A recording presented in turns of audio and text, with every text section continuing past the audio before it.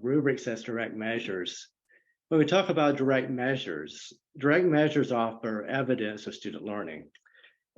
They directly measure student learning in the fact that we can observe that students have mastered these skills and this content knowledge that we intend for them to.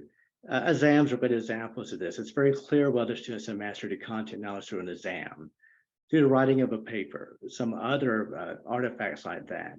While indirect measures allow us to infer student learning, and some examples of that are like course evaluation. Students are telling us what they perceive had gone in class and how they benefited. Our surveys is another example.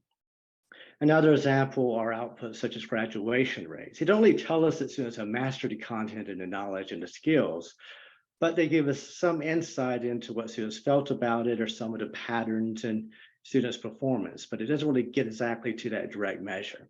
The real question is, does the measure provide evidence that students have truly learned the skills and knowledge required for the major? Now, here's some examples of direct measures. You're familiar with all of these, I'm sure. Exams and quizzes, direct observations of field work or internship experiences, portfolios, demonstrations, homework assignments, course assignments, capstone projects and senior theses, or even internship supervisor ratings of students' performance. In graduate programs, you have some unique situations like comprehensive exams, our thesis and dissertation proposals. And in professional programs, you may even have licensure exams.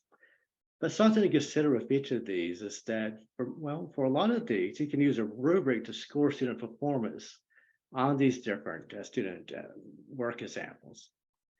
Now, using rubrics for direct measures, the real advantage here is that a rubric gives you a real scoring guide with specific criteria for evaluating students' work, and then a rating scale that provides different levels of performance. They're criterion-based rather than norm-based. So you can truly see not how students are performing relative to each other, but how they're performing on the exact attribute you want to score them on. They can help us examine how well students have met pre-established criteria rather than compared to peers. And it can give us some really specific, observable, and measurable descriptors that define expectations at each level of performance for each criterion.